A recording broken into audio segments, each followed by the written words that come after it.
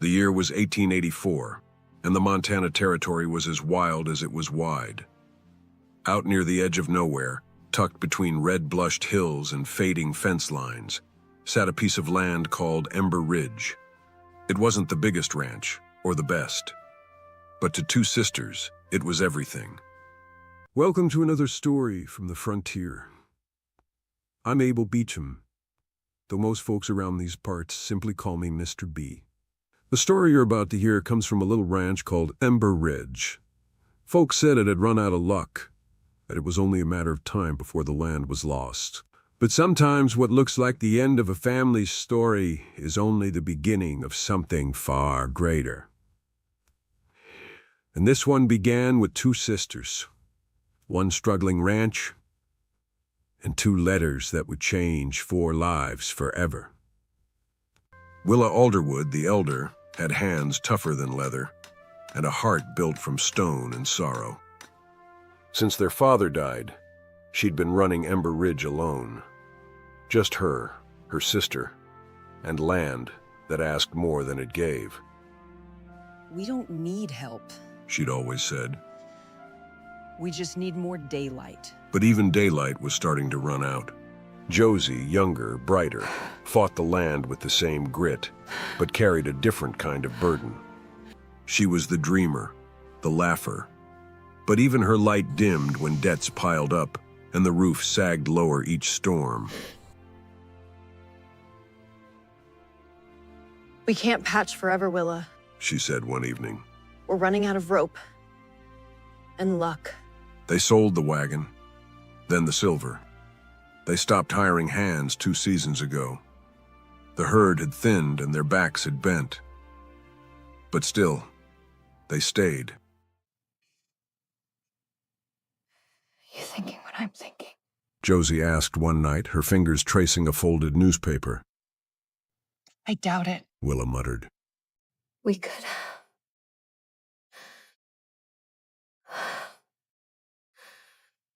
send letters. Willa looked up, brow raised. Western men seek marriage and honest work. Capable, discreet, ready to travel. Letters welcome.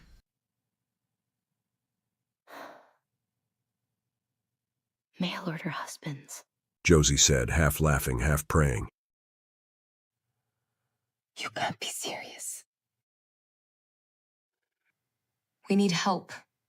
Strong hands, reliable ones, and maybe someone who'd stay.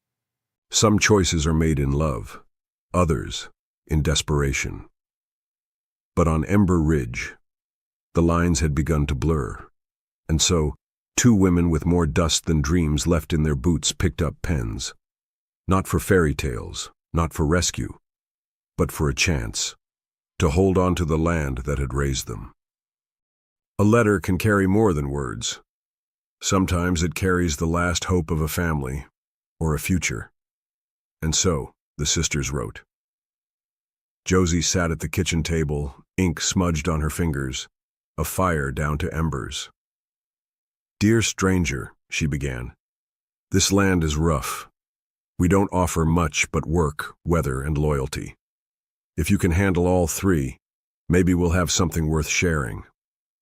Her handwriting was graceful but unsure, like her heart hadn't decided if this was brave or foolish. Willa had written nothing. She stared out the window at the empty yard, the broken gate still hanging loose. Finally, she sat, picked up the pen, and began, without flourish. I own a ranch. It needs work. You'll get food, a roof, and the truth. That's more than some can promise. She paused, then added, almost reluctantly, and I won't ask for more than I'd give myself. They rode into town without speaking much. The wind was biting, the streets half frozen. The postmaster didn't ask questions, just stamped the envelopes, then offered a rare nod. You gals sure about this? He asked. No, Josie said honestly. but we're out of other options.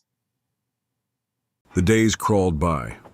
Willa rebuilt the water trough, Josie stitched the last of their winter coats. Meals grew simpler, the sky grayer. Every few days, one of them made the ride into town, hoping something might be waiting at the post office. And each evening, they sat by the fire, wondering if hope had a return address.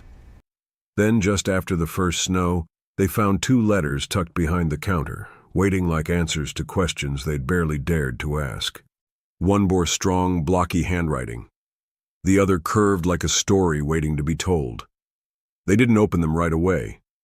They just stood on the porch, holding the envelopes like they might bite. Some letters change lives. These would shape more than just the season. Because buried in ink, under every line and signature, was one shared promise. Someone was coming. And then the train came. The station was small, wood planks, a bent sign, and a bench that creaked in the wind. But when that train hissed to a stop, the sisters stood straight, shoulders squared, hearts holding still. 2 men stepped off, one quiet, one smiling. The first was Colt. He moved like a man used to carrying weight and keeping quiet about it. Willa? He asked, voice low, eyes steady. That's me. She said. You're here to work? And stay? If I'm wanted. She didn't smile. The second was Jack, quicker on his feet, boots polished, smile ready. Josie, He asked, removing his hat. you're even braver in person. You haven't seen me with a pitchfork yet. I look forward to it. Jack replied, a bit too smooth. Josie didn't laugh, but her eyes flicked toward his boots. Too clean. There was no celebration, just 2 extra plates at the table, 2 beds made, 2 pairs of eyes watching every move. They weren't looking for husbands. They were looking for help that would stay. And trust that would take more than a handshake. Colt started with the west fence. No questions, no instructions needed.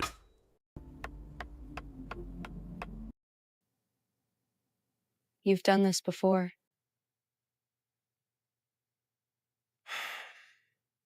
Most fences don't care who built them, He said.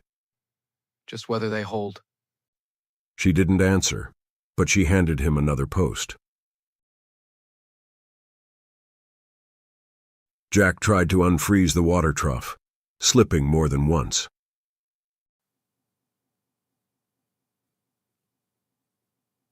You want help? Josie asked.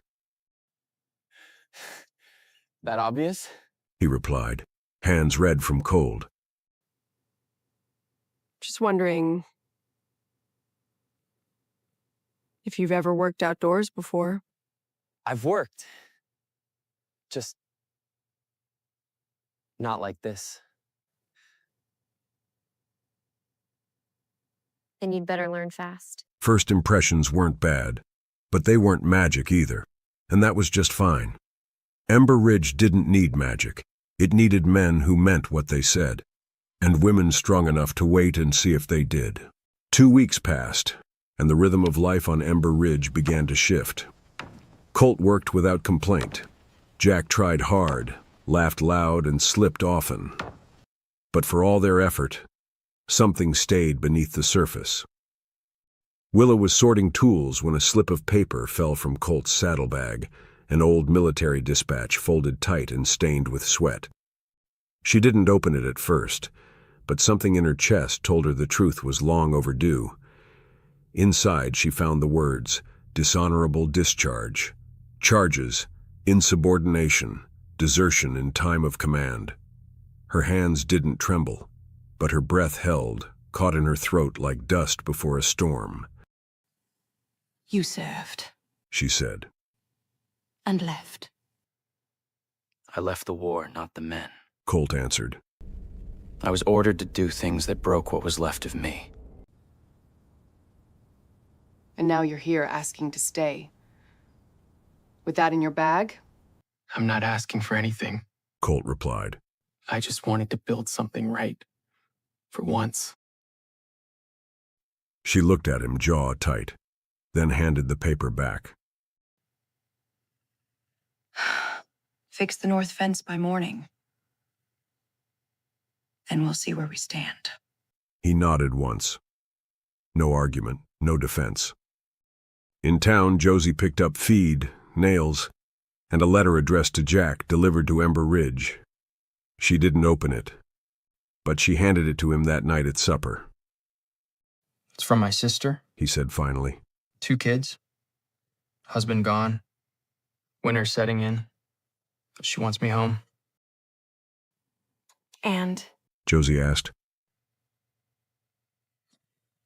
I told her I'd think on it. You already thought on it, didn't you? Jack looked down, folded the letter again. I came here to start something new. But she needs me. She always has.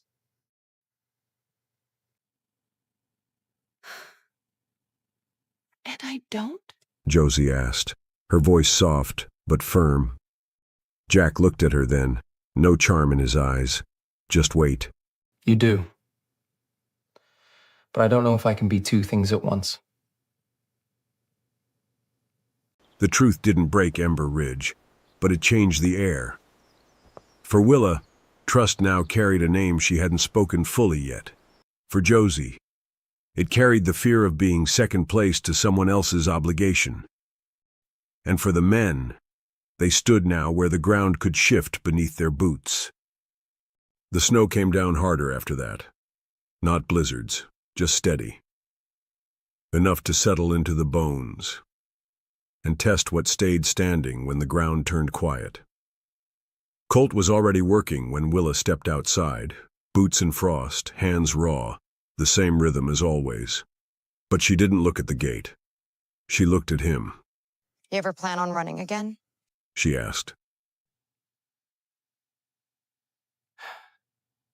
Not unless you tell me to. He said without flinching. You still carry that paper?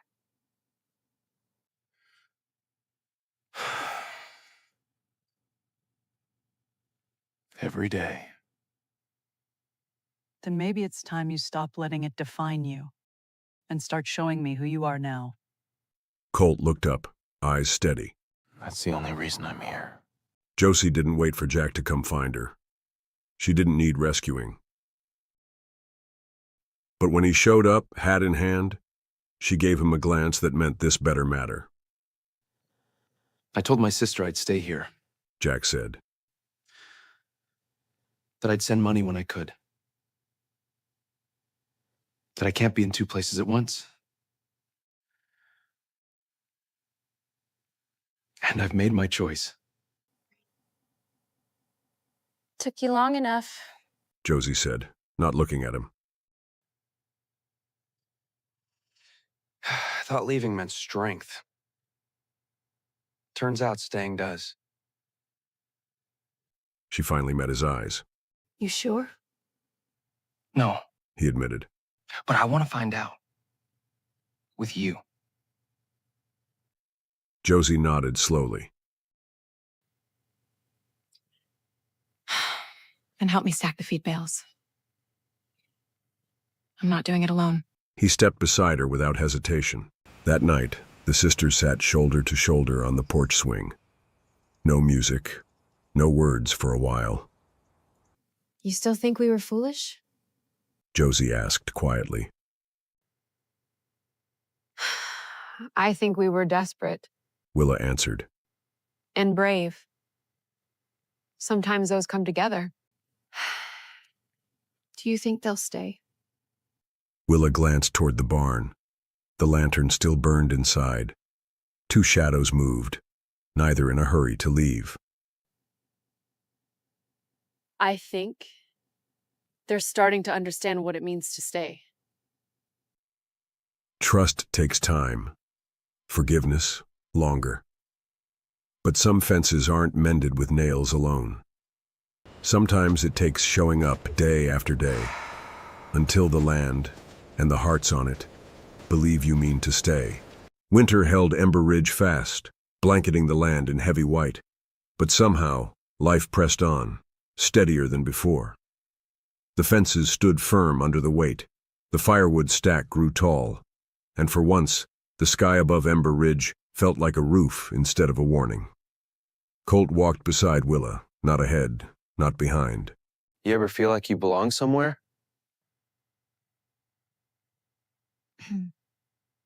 Not often, but lately, I forget to wonder. You still carrying that paper? She asked. No. Buried it last week behind the barn. Willa smiled then, quiet, real, and unguarded. Jack didn't burn the biscuits. Josie only teased him once. You still looking for reasons to stay? She asked. No, I found one. Just one? Okay. Maybe 2. She handed him the butter with a laugh. They cleared the barn days in advance, sweeping out the hay and hanging lanterns from every beam. Neighbors arrived with planks of wood for extra tables, patchwork quilts for the walls, and hands quick to build a dance floor from old floorboards. A circuit rider preacher came with them, tall and kind-eyed, his Bible tucked into a satchel worn thin from miles of dust and prayer. It wasn't fancy. It wasn't flawless. But it was perfect for Ember Ridge. The barn smelled of warm wood, cinnamon pies, and the sharp bite of winter outside. The rafters glittered with tiny icicles. The oil lanterns glowed gold against the rough walls. The preacher stood at the front by the stall gates draped with pine boughs and a single cotton ribbon. Everyone gathered close, bundled in coats and shawls, breath fogging in the cold air, smiles warming their faces. Willa walked slowly down the cleared aisle, her dress simple and soft, a sprig of dried lavender pinned to her collar. Colt met her at the front, boots polished, hair brushed back, face open and steady. The preacher spoke simple words. Willa, do you take this man to walk beside you through hard seasons and good?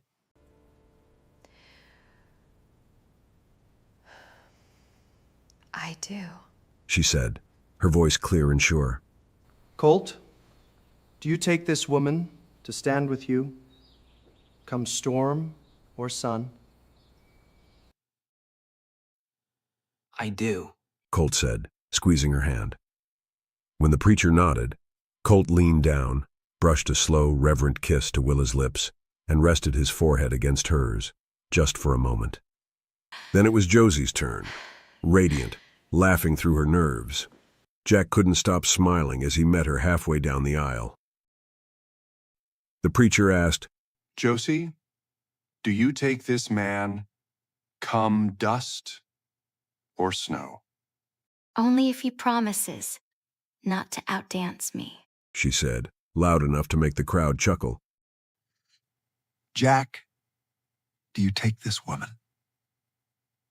Come sunrise or storm? With everything I have. Jack answered, eyes locked on her. Their kiss was quicker, lighter, but full of promise. And the way Jack dipped her back just a little sent a roar of laughter through the barn. Afterward, fiddle music sparked up from a corner, and boots thudded on the makeshift floor. Tables groaned under the weight of bread, pies, and roasted meats.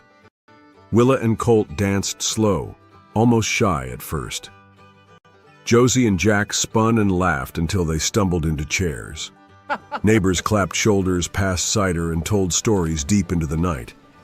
The cottonwood tree outside bent with the wind, but inside, Ember Ridge stood stronger than ever. No fairy tales here, just promises, built plank by plank, vow by vow. Not easy, not perfect, but real. And that is how love lasted at Ember Ridge. Thank you for watching this story all the way to the end. If you enjoyed it, please like and share. It really helps us. And subscribe so you don't miss the next one. Before you go, rate this story 0 to 10 in the comments and tell me where you're watching from. I'll see you in the next tale.